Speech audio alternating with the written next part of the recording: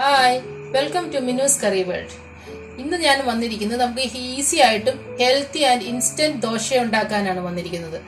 അത് നമുക്ക് എന്താണെന്ന് നമ്മൾ സാധാരണ നമ്മുടെ വീട്ടിൽ ചെറുപയർ കൊണ്ട് നമ്മൾ ഒത്തിരി കാര്യങ്ങൾ ഉണ്ടാക്കാറുണ്ട്. വീട്ടിൽ നമ്മൾ സുഹിയൻ ഉണ്ടാക്കാറുണ്ട്, ചെറുപയർ പുഴുങ്ങി കഴിക്കാറുണ്ട്.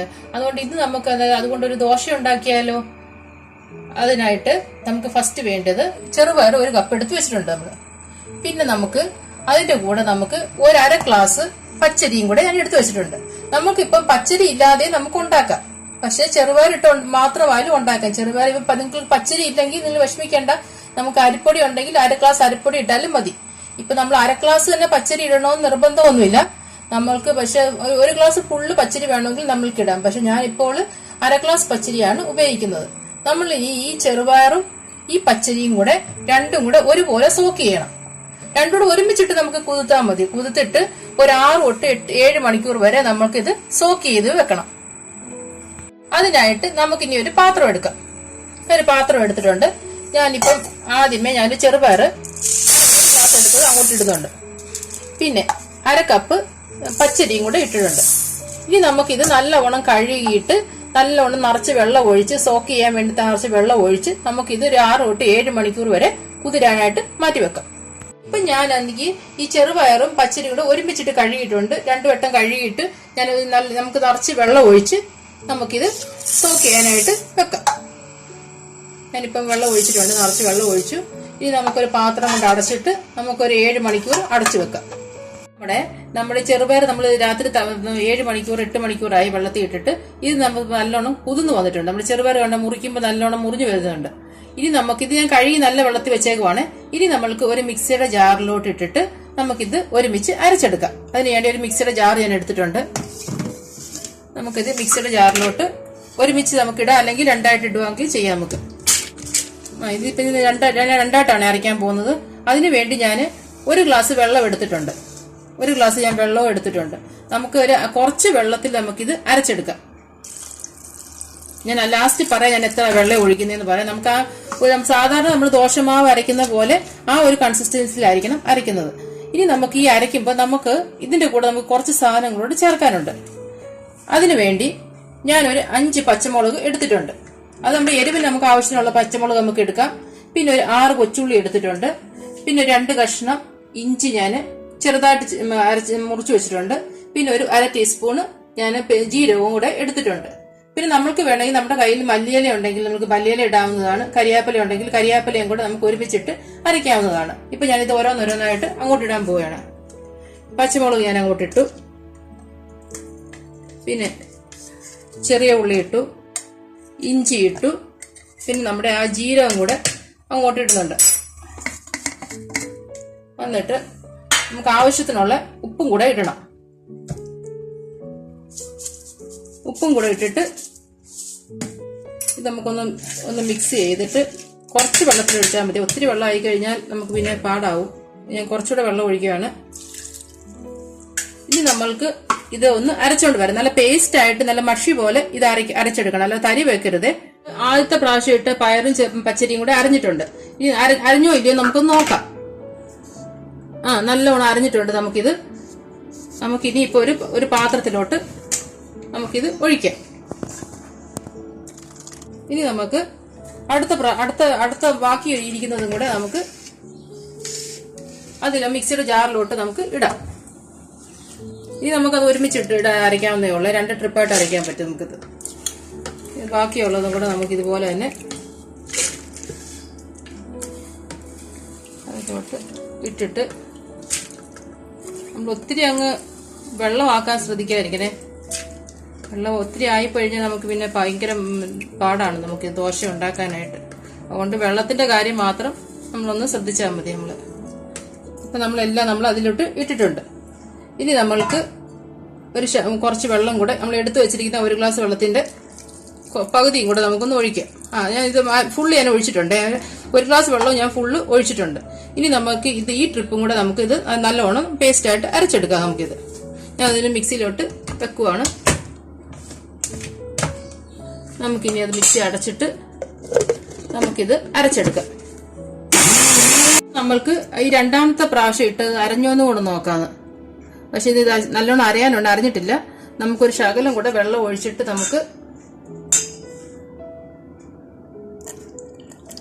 നമുക്കൊന്നുകൂടെ അരയ്ക്കാം.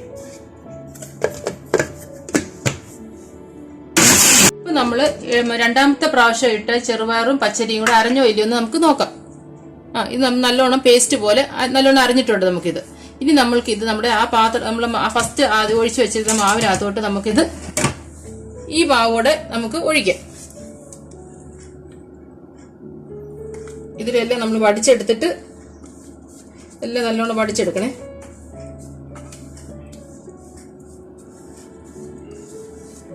എന്നിട്ട് നമുക്ക് നോക്കണം നമ്മളിത് നമ്മുടെ ഈ നല്ല പരുവത്തിനാണോ നോക്കണം. കാരണം ദോശമാവിന്റെ കൺസിസ്റ്റൻസി ആണോ നോക്കണം. അല്ലെങ്കിൽ നമുക്ക് കുറച്ച് വെള്ളം കൂടെ നമുക്ക് ആവശ്യത്തിനനുസരിച്ച് ചേർക്കാവുന്നതാണ്. ഒത്തിരി വെള്ളം ആകരുത്, പക്ഷെ കുറച്ച് വെള്ളത്തിൽ നമ്മൾ ഉണ്ടാക്കിയെടുക്കാൻ ശ്രദ്ധിക്കണം. പിന്നെ നമ്മളിപ്പോ ഈ സമയത്ത് ഉപ്പ് നോക്കണം. ഉപ്പൊക്കെ പരുവത്തിനാണോ എന്ന് നോക്കണം. ഇപ്പൊ എന്റെ മാവിനകത്ത് നല്ലോണം ഉപ്പും എരിവൊക്കെ കറക്റ്റ് ആയിട്ടുണ്ട്. ഇനി നമ്മൾക്കിത് പെട്ടെന്ന് നമുക്ക് ദോശ ഉണ്ടാക്കാം. ദോശ ഉണ്ടാക്കാനായിട്ട് നമുക്കിത് പുളിപ്പിക്കേണ്ട കാര്യമില്ലേ. മാവ് പുളിക്കാതിരിക്കുന്നതാണ് ഏറ്റവും നല്ലത്. ഇപ്പൊ നമ്മൾക്കിത് ഉണ്ടാക്കാൻ ഇപ്പം പ്രയാസമാണെങ്കിൽ നമ്മൾക്കൊരു കാര്യം ചെയ്യാൻ എടുത്ത് നമുക്ക് ഫ്രിഡ്ജിൽ വെക്കാം. ഫ്രിഡ്ജിൽ വെച്ചിട്ട് നമുക്ക് ആവശ്യമുള്ളപ്പോൾ നമുക്ക് ഫ്രിഡ്ജിൽ നിന്ന് എടുത്ത് ഉപയോഗിക്കാവുന്നതാണ്. ഇപ്പം പക്ഷെ ഇപ്പൊ തന്നെ ഉണ്ടാക്കി നമുക്ക് കാണിക്കാം. നമ്മൾക്ക് അരച്ചു വെച്ചിരിക്കുന്ന ചെറുപയറിന്റെ ദോശയുടെ മാവ് നമുക്ക് ഉണ്ടാക്കാനായിട്ട് തുടങ്ങും. അതിനായിട്ട് ഞാനൊരു നോൺ സ്റ്റിക്കിന്റെ ഒരു തവ അടപ്പയിലോട്ട് വെക്കുന്നുണ്ട്. ഇപ്പൊ നമ്മളിത് അരച്ചു വെച്ചിരിക്കുന്ന മാവാണ്, ചെറുപയർ ദോശയുടെ മാവാണ്. നമ്മളിപ്പോ അരച്ചാണ്, നമ്മൾ ഒന്നും ചെയ്തിട്ടില്ല, നമ്മൾ പുളിപ്പിക്കാനൊന്നും വെച്ചിട്ടില്ല. നമുക്കത് ഈ കൺസിസ്റ്റൻസി തന്നെയാണ് നമ്മൾ ഈ മാവ് വെച്ചേക്കുന്നത്. നോക്കി, നമ്മൾ സാധാരണ ദോശമാവിന്റെ ആ കൺസിസ്റ്റൻസി തന്നെയാണ്. അതിനായിട്ട് നമുക്ക് ആ ദോശയിലോട്ട് ഒഴിക്കാൻ വേണ്ടി ഞാനൊരു കുറച്ച് നമ്മുടെ നല്ലെണ്ണയും കൂടെ എടുത്തു വെച്ചിട്ടുണ്ട്. നമുക്ക് നല്ലെണ്ണയാണ് ഈ ദോശയ്ക്ക് ഏറ്റവും നല്ലത്. പിന്നെ നമുക്ക് നെയ്യ് വേണമെങ്കിലും ഉപയോഗിക്കാം. പക്ഷെ ഞാനിപ്പോ നല്ലെണ്ണയാണ് ഉപയോഗിക്കുന്നത്. ഇപ്പൊ നമ്മുടെ കല്ല് നല്ലോണം ചൂടായി വന്നിട്ടുണ്ട്. ഇനി നമുക്ക് ഈ വെള്ളം നമുക്കൊന്ന് തുടച്ചു മാറ്റാം. എന്നിട്ട് നമ്മൾക്ക് ഈ ബാറ്ററിനകത്തുനിന്ന് നമ്മൾക്കത് ഒരു 1.5 തവി മാവ് നമുക്ക് അതിലോട്ട് ഒഴിച്ചിട്ട് നമുക്ക് നല്ലോണം അത് പരത്തിയെടുക്കാം. നമ്മുടെ ഇഷ്ടത്തിന് നമുക്ക് ചെയ്യാവേ. നമുക്ക് ചെറിയ ദോശ വേണമെങ്കിൽ ചെറിയ ദോശ ഉണ്ടാക്കാം, വലിയ ദോശ വേണമെങ്കിൽ നമുക്ക് അങ്ങനെയും ഉണ്ടാക്കാം. എന്നിട്ട് നമുക്ക് ഫ്ലെയിം നമുക്കൊന്ന് കുറച്ചുകൂടെ ഒന്ന് കൂട്ടിയിടണം. എന്നിട്ട് നമ്മൾക്കൊന്ന് വെയിറ്റ് ചെയ്യാം. നല്ലോണം ഈ സൈഡിന്റെ ആ നിറമെല്ലാം ആ പച്ചമായിട്ടൊരു മൊരിഞ്ഞു വരുന്ന പരുവാകുമ്പോൾ മാത്രമേ നമ്മൾക്ക് ഇത് അതിലെടുത്ത് വെച്ചിരിക്കുന്ന നമുക്ക് എണ്ണ ഒഴിക്കാൻ പറ്റുള്ളൂ. അന്നേരം നമുക്ക് എണ്ണ ഒഴിക്കാൻ തരാം. ദോശയുടെ സൈഡിലോട്ട് നമുക്ക് കുറച്ച് എണ്ണ നമുക്ക് ഒഴിച്ചു കൊടുക്കാം.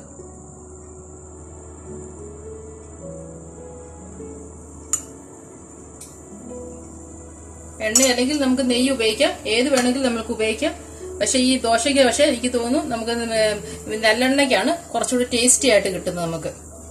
ഇനി ഇത് നല്ലോണം ഒരു മൊരിഞ്ഞു വരട്ടെ. സൈഡെല്ലാം നല്ലോണം മൊരിഞ്ഞു വരുമ്പോൾ നമുക്കിത് തിരിച്ചിടാം. വേണമെങ്കിൽ നമുക്ക് തിരിച്ചിടാൻ ഉപയോഗിക്കാം, അല്ലെങ്കിൽ തിരിച്ചിടാതെ നമുക്ക് ഇത് ഉപയോഗിക്കാവുന്നതാണ്. നമുക്കൊരു കാര്യം ചെയ്യാം, നമുക്ക് ഈ ദോശ നമുക്ക് ഇങ്ങനെ ഉപയോഗിക്കാം. നമുക്ക് ഈ ദോശ ഇങ്ങനെ വെച്ചിട്ട് നമുക്ക് ഉപയോഗിക്കാവുന്നതാണ്. നമ്മുടെ ബാക്കിയിരിക്കുന്ന നമ്മുടെ മാവും കൂടെ നമുക്ക് ഇതുപോലെ തന്നെ ചുട്ടെടുക്കാം.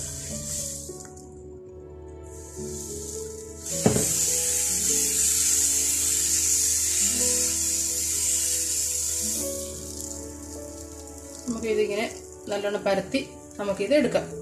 ഇനി നമുക്കത് മൊരിയാൻ വേണ്ടി ഒന്ന് വെയിറ്റ് ചെയ്യാം. ഒരു ഇച്ചിരിയുടെ ഫ്ലെയിം കൂട്ടുന്നുണ്ട് ഞാനിത്. സൈഡിൽ കൂടെ നമുക്ക് എണ്ണയൊന്ന് ഒഴിച്ചു കൊടുക്കാം.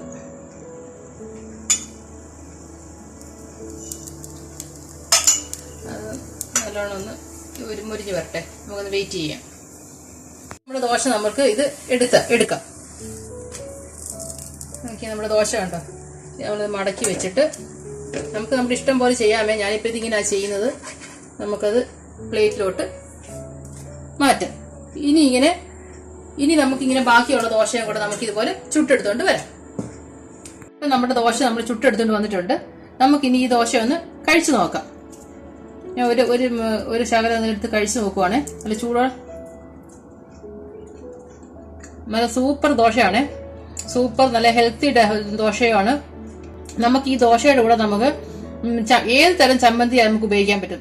അതുപോലെ തക്കാളി ചട്നി ആയാലും നമുക്ക് ഉപയോഗിക്കാൻ പറ്റും, പുതിന ചട്നി, ഇതെല്ലാം കൂട്ടി നമുക്ക് ഇത് കഴിക്കാനും. പക്ഷെ ഇപ്പൊ നമുക്ക് അറിയില്ലേ തന്നെ നമുക്ക് ചൂടോടെ കഴിക്കാനും നല്ല ടേസ്റ്റി ആയിട്ടുള്ള ദോശയാണ്.